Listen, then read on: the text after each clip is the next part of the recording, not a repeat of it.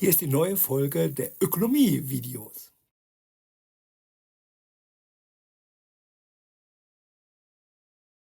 All right, let's just jump right in. We all face these huge choices where the future feels like a total mystery. Should you buy this stock, take that job, pick a certain career path? The outcomes are a complete unknown, but you've still got to make a choice.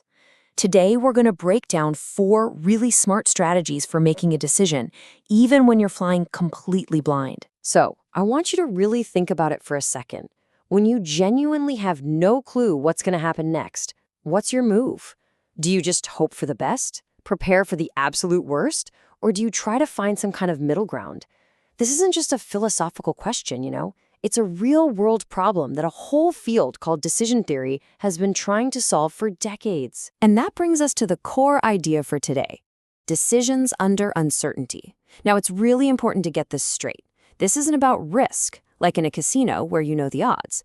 This is about pure, total uncertainty, where the chances of what the future holds are a complete black box. So, to really get our heads around this, let's make it concrete. We're going to explore these strategies using a simple, relatable dilemma that we can map out and then test each approach against. Okay, so here's our scenario. You've got a massive exam tomorrow, and it pretty much decides if you pass the year. Your choices: stay in and study, or go out and meet your friends. The thing you can't control, the unknown future, is whether that exam is going to be hard or easy. We can actually map this whole thing out using something called a decision matrix, and it's way simpler than it sounds. The rows are your choices: study or meet friends. The columns are the possible futures: a hard exam or an easy exam. And the numbers inside, that's your utility. Just think of it as a happiness score for each scenario. So, for example, meeting friends when the exam turns out to be easy, that gives you the highest score, a fantastic plus 1.5. So what's the right call here? Well, our first strategy belongs to the pure optimist. This is the person who's always looking for the biggest possible win. They're not afraid of the risk it takes to get there. They use what's called the maximax strategy. And the logic is, well, it's pretty much right there in the name, maxi-max, as in maximum of the maximums. For every choice you could make, you only look at the absolute best-case scenario. Then, you just pick the option that has the highest possible reward. Simple as that. Let's apply this to our student dilemma. If you study, the best outcome is plus 0.5. If you meet friends, the best outcome is plus 1.5.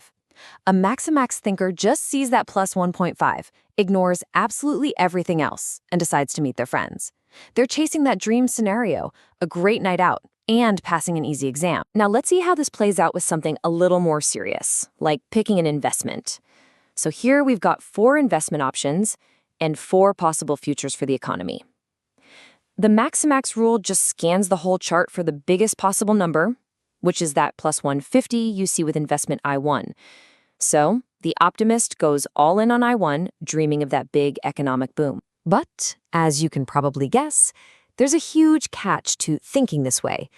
The optimist chooses I1 because of that massive potential payoff, but they completely ignore the fact that if a depression hits, it leads to a huge loss of minus 100.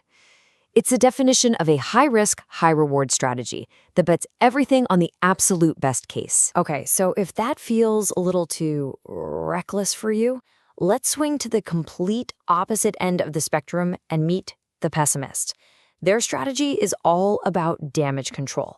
It's about preparing for the absolute worst. This is the Maximin rule, or maximum of the minimums. It totally flips the optimist logic on its head. For every choice, you pinpoint the absolute worst-case scenario. Then you pick the option whose worst case is the least terrible. You're basically trying to guarantee the best possible safety net for yourself. Let's go back to our student. If they study, the worst that can happen gives them a score of plus 0.49. If they meet friends, the worst outcome gives them plus 0.5. The pessimist looks at those 2 worst cases and picks the higher one.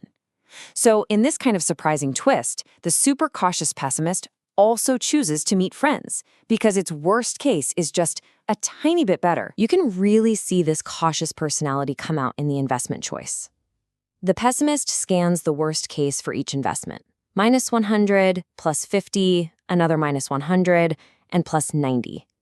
The best of these bad outcomes is the plus 90 from investment I4. So the pessimist chooses I4 because no matter what happens, boom or depression, they are guaranteed a return of 90. It's the safest play on the board. But again, you see the flaw, right? The pessimist is so focused on avoiding a disaster that they're blind to opportunity. The takeaway here is pretty clear. Yeah, the strategy is safe, but it can be so overly cautious that it misses out on every big chance. Okay, so we've got the reckless optimist and the fearful pessimist. Most of us probably aren't either of those extremes. We live somewhere in the middle, and that's exactly where our next two strategies come in. They're all about finding a more balanced middle ground approach. First is the Hurwitz rule, which I think is best described as the pragmatist's dial. It's a really cool blend of the last two strategies we saw. You still look at the best and worst outcomes, but then you weigh them based on your own personal level of optimism. You do this using a value called lambda, your optimism coefficient, which you can set anywhere from 0 for a total pessimist to 1 for a total optimist. But most of us are somewhere in between. So let's say we're feeling pretty good about the future. We'll set our lambda to 0.7. That means we're about 70% optimistic. And when we run the numbers using our 70% optimism, look what happens. It's not the optimist's pick, I1, and it's not the pessimist's pick, I4. Investment I2 comes out on top with a score of 106.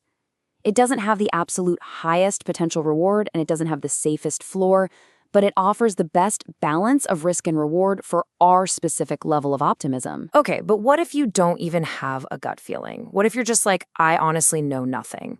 Well, there is a rule for that too. It's called the Laplace rule. It's basically the strategy of pure ignorance. It says if you have no reason at all to think one future is more likely than any other, just assume they're all equally probable and average it all out. So you've got these two very different paths to the middle ground. The Hurwitz rule is for the pragmatist, it's personal, it's subjective, it's based on your gut feeling about the best and worst cases. But the Laplace rule is for the equalist. It's objective, detached, and it considers all outcomes equally because you admit you just don't know any better. And in our investment example, Laplace also points to I2 as the best choice, but for a totally different reason. So we've covered 4 really distinct strategies. But the main goal here isn't to crown one of them as the best rule.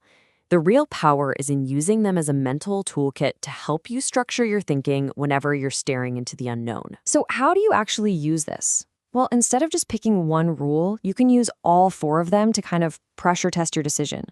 Just ask yourself these 4 questions.